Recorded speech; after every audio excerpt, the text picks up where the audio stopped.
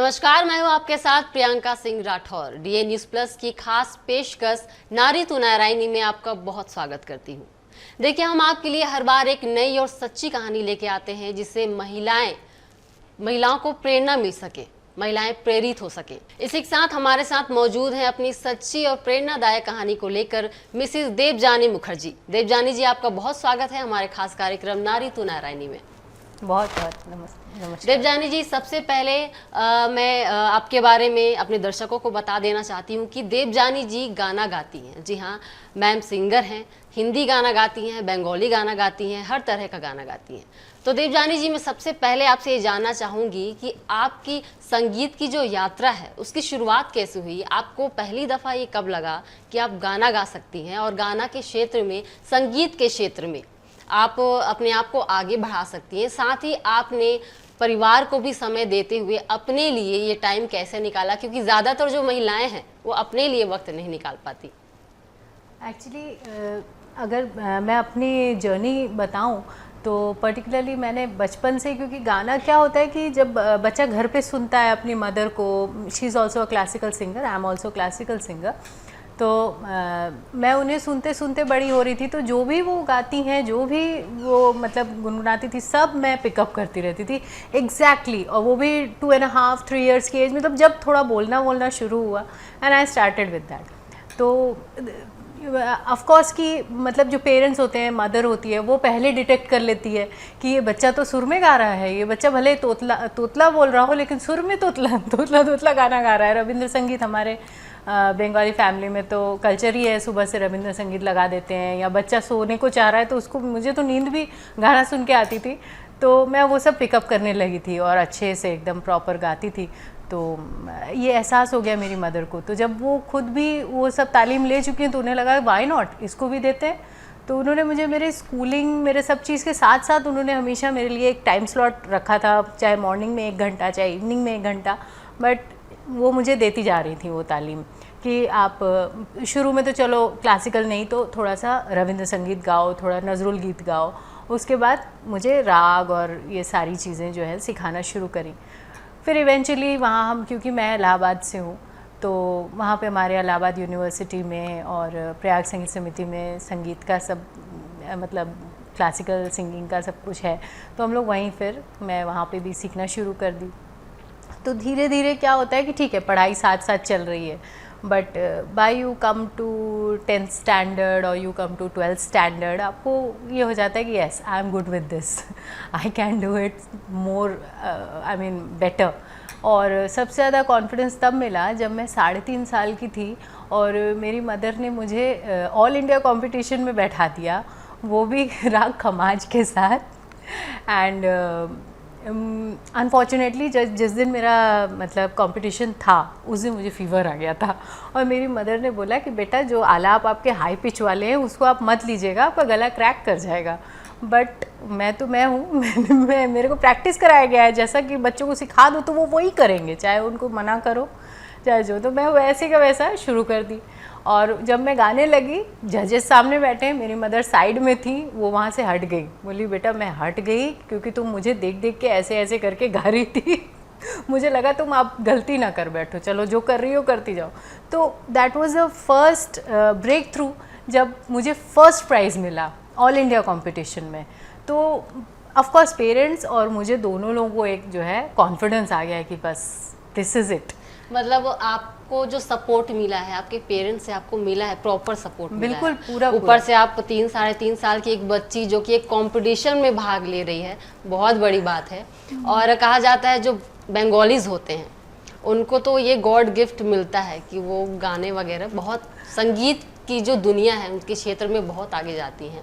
उसके बाद क्या हुआ देवजानी जी? मतलब ये तो आपका सबसे पहला कॉम्पिटिशन था, उसके बाद क्या हुआ? उसके बाद मतलब there was no looking back. फिर तो मम्मी और भी जितने कॉम्पिटिशन्स होते थे वहाँ पे इलाहाबाद में, जितने all India competitions, local competitions जो भी हैं, उसमें बैठाना और एग्ज़ाम्स वगैरह भी मेरा प्रिपेयर कराती चली गई कि देखिए क्या होता है, डिग्री कोर्स के लिए you need age, but diploma के लिए एटलीस्ट हाई स्कूल का जो डिप्लोमा होता है, जो हमारा हम लोग प्रभाकर बोलते हैं, उसके लिए आपको उसकी ज़रूरत नहीं होती है। मतलब जो हाई स्कूल कह रही हूँ, जो ग्रेजुएशन का जो हमारा होता है ना प्रभाकर, उसके लिए आपको उसकी ज़रूरत नहीं होती। प्रभाकर तक आने के लिए आपको 16 इयर्स का हो जाना चाहिए, उसके पहले आप जल्दी जल्दी चाहो तो कर सकते हो। तो मेरी मदर ने ये ट्राई किया कि इसका जो है एग्ज़ाम वगैरह भी क्लियर कराते चलते हैं और इसकी तालीम भी होती जाएगी। एंड ऑफ कोर्स जब मैं मम्मी का देख देख के सुन के सब गाने ही लग रही हूँ, सारे राग रागिनी गा ही रही हूँ, तो उनको लगा कि why not sit for your exams also, तो मैं वो भी करना शुरू कर दी।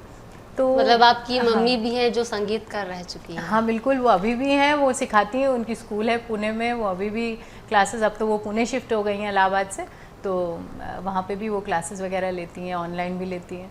तो देखिए ये तो बहुत बड़ी बात है कि आप स्कूलिंग भी साथ में कर रही हैं, प्लस आप संगीत में भी ध्यान दे रही हैं। तो कभी ऐसा लगा कि एक तरफ मैं संगीत में ध्यान दे रही हूँ तो मेरा जो ध्यान है वो पढ़ाई से हट के थोड़ा संगीत की तरफ ज़्यादा जा रहा है? नहीं, बल्कि ये मेरा स्ट्रेस बस्टर है। एक्चुअली क्या होता है कि जब मैं लर्न करती थी पढ़ाई, मतलब अपना जो भी है, तो उससे क्या होता था, मुझे स्ट्रेस हो जाता है ना। And if I tell you, I am very bad with maths, तो जब मैं मैथ्स करती हूँ उसके बाद मुझे म्यूज़िक चाहिए। मैं भी तो उसके बाद मुझे म्यूज़िक चाहिए, क्योंकि मैथ्स से मेरा स्ट्रेस लेवल बहुत बढ़ जाता है। तो मेरे लिए मेरा इंग्लिश लिटरेचर और मेरा म्यूज़िक, ये दोनों चीज़ मेरे स्ट्रेस बस्टर्स है। उसमें पोइट्रीज़ पढ़िए, स्टोरीज़, नॉवेल्स पढ़िए और इधर गाना गाइए। तो I was always happy with this. वो मेरा एक स्ट्रेस बस्टर होता था। इवनिंग में जैसे खेलने जाते हैं बच्चे 5 बजे, तो मैं 5 से 6 खेलूँ, उसके बाद मैं घर आऊँ, फिर मदर मेरी बोले कि ठीक है तुम रियाज़ के लिए बैठो, I will give you a cup of milk and I will give you some snacks, but तुम पहले गाना गा लो, then I will give you to warm up with your throat, गरम गरम दूध पियो, फिर पढ़ाई करो। I was having a set pattern routine for every day.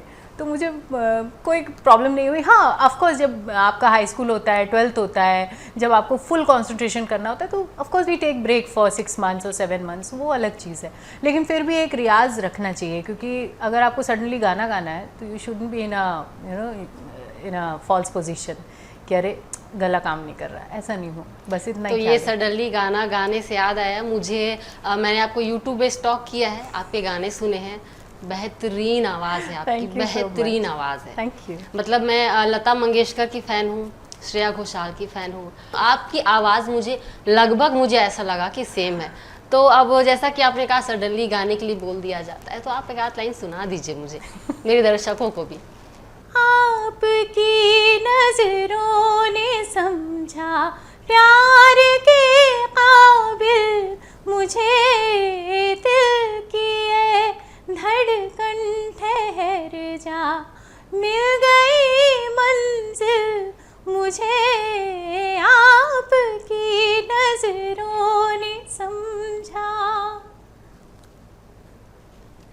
वाह, देखिए मैंने जो कहा कि आपकी आवाज़ बहुत बेहतरीन है, मेरे इस बात से मेरे जो दर्शक हैं वो एग्री कर रहे होंगे। तो मैम आपकी अब तक की जो लाइफ रही, क्योंकि आपने क्लासिकल जो है आपने गाना सीखा है, गाया है, और आजकल के जो गाने हैं, तो आपको क्या लगता है पहले के जो गाने थे और अभी के जो गाने हैं उनमें क्या कुछ बदलाव हुए हैं, और जो बदलाव हुए हैं वो होने चाहिए थे कि नहीं? और पहले के जो संगीतकार थे, साथ ही पहले के जो गाने थे उसमें और अब में कितना अंतर आ गया है, कितना फ़र्क है अभी? मुझे ऐसा लगता है ना कि पहले के गाने ऑफ कोर्स बहुत मेलोडियस होते थे, अभी भी बहुत मेलोडियस गाने बनते हैं, but it is all about कि हम कैसे गाने चूज़ कर रहे हैं, हमारी चॉइस के ऊपर है, मुझे ऐसा लगता है। क्योंकि गाने हर दौर में हर तरह के बने हैं। अगर आप देखो तो हेलेन के टाइम पे भी कैबरे वगैरह भी बना है, और उस समय पे लता जी के गाए हुए जो सोबर सॉफ्ट सॉन्ग्स हैं वो भी बने, क्लासिकल सेमी क्लासिकल सॉन्ग्स भी बने, आज भी बन रहे हैं। अगर आप मोहे रंग दो लाल सुनिए तो वो क्लासिकल में आपको सेमी क्लासिकल पूरी धनाश्री में मिल जाएगा। आप सुनिधि चौहान जी के गाने देखिए, वो एक से बढ़कर एक आपको पॉप टाइप्स, थोड़ा वेस्टर्नाइज्ड उसमें आपको वो मिलेगा। तो और ये श्रेया जी के जितने गाने आप देखिए, सब देवदास का उनका जो डेब्यू सॉन्ग है वो भी क्लासिकल बेस्ड सॉन्ग है। तो इट डिपेंड्स कि हम किसको चूज़ करते हैं। जैसे मुझे भी कई बार होता है कि आप थोड़ा सा जॉनर चेंज कर लीजिए, आप थोड़ा सा कंफर्ट जोन से बाहर आइए, तो उसके लिए होता है कि आप थोड़ा सा ऐसे गाने गाइए। As in I will give you one example with a song. एक मूवी आई थी मर्डर, उसमें एक सॉन्ग था, दिल को 1000 बार उका,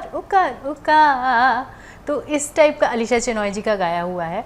तो इस टाइप का गाना भी होता है कि कभी ट्राई कीजिए। क्यों? क्योंकि हर तरह के सॉन्ग, बट मुझे क्योंकि मैं पर्सनली क्लासिकल सिंगर हूँ तो मुझे थोड़ा लगता है नहीं, मुझे क्लासिकल में मज़ा आता है, उसमें जो थोड़ा मुर्कियाँ वगैरह अलग टाइप की होती हैं वो मुझे हरकतें लेने में मज़ा आता है, इसलिए मैं वो लेती हूँ जल्दी। ज़्यादातर मैं उसी को ऑप्ट कर लूँगी, अगर मेरे सामने रख दिया जाए ऑप्शन तो मैं वही ऑप्शन ले लूँगी, जल्दी लेती नहीं हूँ ऐसे songs. But yes there are, तो हर तरह के सॉन्ग्स हैं, I appreciate both the eras, वो भी ये भी, दोनों में है। अब देखिए, संगीत के बारे में तो आपको बहुत बारीकियों से जानकारी है, लेकिन कभी आपका मन हुआ कि डांस वगैरह, या फिर कभी आपने किया हो स्कूल टाइम में या फिर अभी हाल फिलहाल में? डांस देखिए क्या है मेरे लिए, personally for me, I am not talking about others, but dance मेरे लिए जस्ट एन्जॉयमेंट है, और वो मेरा अगर अंदर से फील हो गया तो मैं कैसे भी फिर डांस कर देती हूँ। फिर मैं ये नहीं सोचती हूँ कि ये स्टेप है कि नहीं है, वो मेरे लिए बस गाने के साथ जो फीलिंग आ रही है, जो वर्ड्स कह रहे हैं, जो भी हो रहा है, I go on with my dance. तो वो एज सच नहीं सोचा कि डांस को करना है मुझे सीख करके, ऐसा नहीं है, बट मैं कर लेती हूँ, जैसा भी मन करता है वैसे कर लेती हूँ। आपकी लाइफ में कोई ऐसा गाना जो आपके दिल के बहुत करीब हो? क्योंकि हम सभी को कुछ ऐसे गाने होते हैं जो हमको बहुत ज़्यादा पसंद होते हैं, अगर वो कहीं बज गया, फिर हम कभी अकेले रहे तो हम सुना करते हैं। कोई ऐसा गाना जो आपके दिल के करीब हो, और वो गाना आपके दिल के करीब क्यों है? कुछ खास स्टोरी, कुछ खास कहानी जो आपने कभी गाया भी हो? एक्चुअली एक बहुत प्यारा सॉन्ग है, तोरा मन दर्पण कहलाए, मीना कुमारी जी के ऊपर मूवी थी वो सॉन्ग मुझे बहुत ज़्यादा इसलिए पसंद है क्योंकि वो, आप 2 लाइन अगर गा के सुना देती। तोरा मन दर्पण कहलाए, तोरा मन दर्पण कहलाए, भले बुरे सारे कर्मों को देखे और दिखाए, तोरा मन दर्पण कहलाए, तोरा मन दर्पण कहलाए। मन ही ईश्वर मन ही पूजा, मन से बड़ा न कोई, मन उजियारा जब जब फैले, जग उजियारा हो, इस उजले दर्पण पे प्राणी धूल न जमने पाए, तोरा मन दर्पण कहलाए, तोरा मन दर्पण कहलाए। तो ये जो सॉन्ग है ये मुझे इसलिए इतना पसंद है क्योंकि ये पहला तो कि मेरे स्कूल में मैंने परफॉर्म, मेरा जो स्कूल था वो मिशनरी कॉन्वेंट स्कूल्स जैसे होते हैं तो वही था मेरा, तो वहाँ पे जनरली हम लोगों के क्वायर होता था, तो I was in choir and hymns वगैरह गाना, कैथीड्रल्स में जाना, ये सब हम लोगों का था वहाँ पर, तो मैं वो सब करती थी। तो क्योंकि वॉइस अच्छी है तो उन्होंने मुझे हिम्स के लिए लिया था, बट ये जो मैंने कहा ना कि मेरी जो क्वालिटी है या जो मुझे लगता है कि मैं क्लासिकल में ज़्यादा अच्छा करती हूँ, तो वो दिखाने का कभी स्कूल में मौका नहीं मिला था। तो I was in 10th standard at that time, तो हिंदी दिवस था उस दिन, तो हिंदी दिवस के दिन मेरे हिंदी सर ने और भी मेरे टीचर्स जो थे स्कूल के बोले बेटा आपने हिंदी में एक अच्छा सा गाना सुनाना है, चाहे आप जो सुनाओ। तो मैंने ये गाना सुनाया था क्योंकि एक इंस्टीट्यूशन है, स्कूल है, तो you can not Singh any romantic और एनी सॉन्ग, तो मैंने ये गाया था। तो it is like with me, आज भी मैं इसको अपने सोशल मीडिया हैंडल पे डालती हूँ। तो मेरे जो टीचर्स हैं जो मुझसे अभी भी जुड़े हुए हैं, मेरे बचपन के टीचर्स, स्कूल टीचर्स, बहुत वो बड़ी आज बात भी है, मुझे ब्लेसिंग ये देते बहुत हैं। बड़ी बात है कि हमारे स्कूल के जो टीचर्स हैं वो अभी भी हमसे जुड़े हुए हैं। हाँ, हालांकि मुझसे नहीं जुड़े हुए, आज लेकिन भी आपके साथ उनका- जुड़े, बहुत बड़ी बात हाँ, है। आज भी उनका कमेंट आता है, आज भी उनकी ब्लेसिंग्स आती हैं।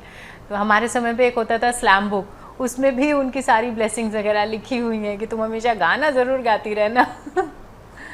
उसमें स्लैम बुक में ये होता है कि अपनी तरफ से हम सामने वाले के लिए हाँ। बहुत सारा प्यार लिख दें उसमें भर भर के। Exactly, वो- मैंने भी काफ़ी यूज़ किया है और दूसरों के लिए भी यूज़ किया है। स्पेशली जब हम लोग 12th पास आउट होते हैं तो हमें लगता है कि मेमोरी के लिए टीचर्स को दे दें कि आप लोग जी, कुछ जी, कुछ जी। लिख दीजिए प्लीज़, अपना सिग्नेचर कर दीजिए इस पे, जिससे कि हम जो है लाइफ लॉन्ग उसको अपने साथ रख सकें।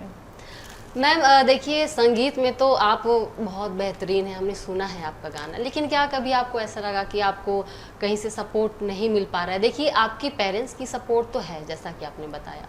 शादी के बाद क्या होता है, एक जो महिला है वो अपने घर परिवार में ही उलझ के रह जाती है। बहुत सारी महिलाएं हैं जो अपने हस्बैंड की कामयाबी में जुट जाती हैं, बच्चों की कामयाबी में जुट जाती हैं, घर की देख रेख में जुट जाती हैं, लेकिन वो अपने आप को खो देती हैं, खुद को भूल जाती हैं, खुद के सपनों को साकार करना भूल जाती हैं। लेकिन आपने खुद के सपनों को फैमिली के साथ ही डंके की चोट पर साकार किया है।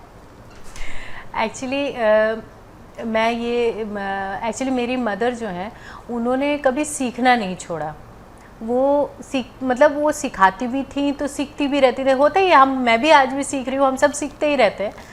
तो उस समय पर ऐसा था कि शादी तो हो गई थी और मैं भी थी 3 साल की, 2 साल की, ऐसे छोटी।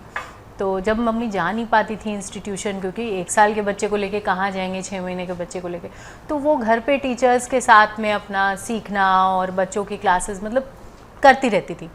तो जब मैं थोड़ी समझदार हुई, जब मैं लगभग इंटर हाई स्कूल के अराउंड जब पहुंची, जब बच्चों को ज़रूरत होती है ना कि पेरेंट्स अपकमिंग लाइफ के लिए भी एज अ फ्रेंड गाइड करने लगे, not as a guardian only. तो मेरी मदर मेरे बहुत क्लोज थी, तो वो मुझे सिखाती बताती रहती थी कि देखो अब जो आपका लाइफ आ रहा है, यू आर नाउ 16+ और 18+, तो अब हो सकता है कि आपकी लाइफ में कोई आए, वेदर बाय अरेंज मैरिज और by love marriage, any means, लेकिन what we have to see is कि वो इंसान आपके गुणों के साथ में, मतलब आप उसके साथ एक्सेप्ट करें, ऐसे कभी स्पीड ब्रेकर आपकी लाइफ में नहीं लगे। एंड उसके लिए हमेशा मेरे सामने वो एग्जांपल मेरे फादर का ही रखती थी, कहती देखो पापा ने मुझे कभी नहीं रोका ना कि मैं कैसे कर रही हूँ, क्या कर रही हूँ, मैंने आपको भी संभाला, आपके भाई को भी संभाला, मैंने गाना भी गाया, सीखा, सब कुछ किया। तो आपको भी ऐसा लाइफ पार्टनर होना चाहिए जो आपको ऐसे करे नहीं कभी। तो अगर if you fall in love in future also, you just see to it कि ऐसा आपके साथ नहीं हो। तो मेरे माइंड में इतना भरा था ये कि मतलब मेरी मदर कहती थी looks doesn't matter, even financially बहुत मतलब वेल टू डू हो वो भी उतना मैटर नहीं करता जितना कि कैरेक्टर और आपके लिए उनका समर्पण या आपके लिए उनका जो सपोर्ट है वो मैटर करता है। तो इसलिए ये चीज़ मेरे माइंड में थी। तो and fortunately when my husband saw me and we liked each other, तो उन्होंने मेरा गाना ही सुना था सबसे पहले। तो गाना मतलब आपके जो हस्बैंड हैं उनको पहले आपके गानों से प्यार हुआ, हाँ, उसके बाद आपसे प्यार हुआ, और वो बहुत ज़्यादा सपोर्टिव भी रहे हैं आपके लिए। तो उसको तो वो छुड़ा ही नहीं सकते थे कभी, तो वो बोलते थे कि नहीं ये तो पॉसिबल ही नहीं है कि आपका गाना उस पर कोई हिंड्रेंस आए। तो नेवर, इवन आज भी मुझे वही लेके आए हैं स्टूडियो तक। मैम आपने कभी क्योंकि आप बंगाली हैं तो आपने कई एक आध बंगाली गाना गाया है?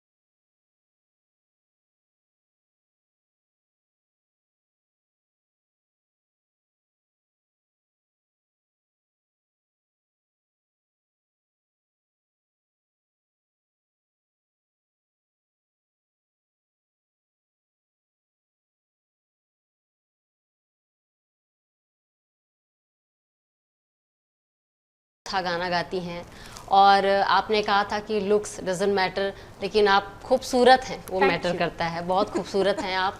और ये बहुत बड़ी बात है कि आपको आपके परिवार का पूरा साथ मिला है, शादी के बाद भी आपका जो परिवार था उन्होंने भी आपको बहुत अच्छे से सपोर्ट किया है।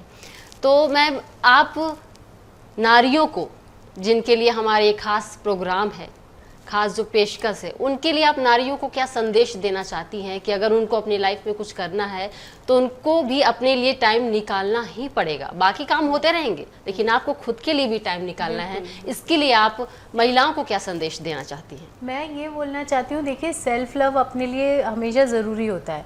तो हमारा वो समय अब चला गया है कि एक समय होता था, अगर आप लोग इससे कोरिलेट कर सकते हैं, कि हमारी मदर्स क्या करती थी कि सबको खाना सर्व कर दिया, उसके बाद अपना एक बड़ा सा कढ़ाई लेके बैठती थी या बड़ा सा हांडी या किसी में परात में, और उसमें हम लोग जब पूछते और है क्या, हाँ दे दिया उसी में से निकाल के, उसमें आपके लिए बचा, हाँ मेरे लिए बहुत है बहुत है, और उनके लिए नहीं होता था, उसमें एग्जैक्टली नहीं होता था। तो वो उस चीज़ से we have to come out. ऐसे नहीं चलेगा। आपने अगर सबको 2 रोटी दिया, खुद भी 2 रोटी ही लीजिए और बराबर से मतलब अपने को खुद को बराबर लेकर के चलिए सबके साथ। जितना आपने बच्चे के लिए टाइम निकाला, हस्बैंड के लिए निकाला, खुद के लिए भी निकालना पड़ेगा। ठीक है, वो हो सकता है कि आप उसमें से मैनेज कीजिए, हो सकता है आपका स्केड्यूल ऐसा है कि आपका जॉब, आपका बच्चा, आपका हस्बैंड सब कुछ करते करते आपके रात के 10 बजते हैं, 9 बजता है, उसके बाद 1 घंटा निकाल लीजिए, स्ट्रेस फ्री होने के लिए निकाल लीजिए और ऐसा काम कीजिए जो आपको बहुत पसंद है, which you are passionate for. Maybe it is gardening, maybe it is cooking, vlogging, singing, book reading, anything it can be, पर करना चाहिए। छोटा सा पेंटिंग बनाने का शौक है तो छोटा सा पेंटिंग भी बना के रख दीजिए, लेकिन कुछ तो भी करिए, ऐसा कुछ करना चाहिए अपने लिए। तो जैसा कि देवजानी मुखर्जी ने कहा कि खुद को मत भूलिए, आपको जो पसंद है वो कीजिए, काम निकालिए, टाइम निकालिए, समय सबके लिए बराबर है। जैसे आप अपने परिवार के लिए समय देती हैं, खुद के लिए भी समय दीजिए। अगर हम अपनी ही वैल्यू खुद नहीं करेंगे ना, तो कोई और हमारी वैल्यू नहीं करेगा नहीं है। एंड ये हमें एक्सपेक्ट भी नहीं करना चाहिए, बिकॉज जो हम फेमिनिन्स हैं ना, हम लोग शक्ति हैं, पूरे परिवार की शक्ति है, खुद की शक्ति है, अपने पति की शक्ति है, अपने बच्चों की शक्ति है, उनमें भी शक्ति, जो ऊर्जा भरनी होती है वो भी हम ही भरते हैं। तो उसके लिए अपनी ऊर्जा को डिप्लीट कैसे कर सकते हैं? आपको फ़ोन पे जब बात करनी होती है तो पहले वो मोबाइल को खुद को चार्ज करना पड़ता है, तब वो मोबाइल आपकी हेल्प कर पाता है रिकॉर्डिंग में और बात करने के लिए। तो तो खुद को चार्ज अप करना कभी मत छोड़िए, वरना आप दूसरे को एनर्जी नहीं दे पाएंगे। बिल्कुल, आपकी एनर्जी डिप्लीट होती जाएगी। आपने बिल्कुल सही कहा देवजानी जी। तो देखिए, हर बार की तरह इस बार भी हम एक सच्ची कहानी लेकर आए थे। देवजानी मुखर्जी ने अपनी ही कहानी अपनी जुबानी आपको बताई है। हमारे खास कार्यक्रम नारी तू नारायणी में देवजानी जी आप शामिल हुई, महिलाओं को बहुत अच्छा संदेश दिया है, उसके लिए आपका बहुत बहुत शुक्रिया। Thank you so much. मुझे बहुत अच्छा लगा यहाँ आकर, क्योंकि ये जो बातें मैंने आज बोली हैं, मुझे बहुत मन होता है कि मैं किसी से ये शेयर कर सकूँ, तो शेयर करके भी मुझे बहुत अच्छा लगा। ऐसी कहानी हम आपके लिए लेके आते रहेंगे। तब तक के लिए मुझे दीजिए इजाज़त। नमस्कार।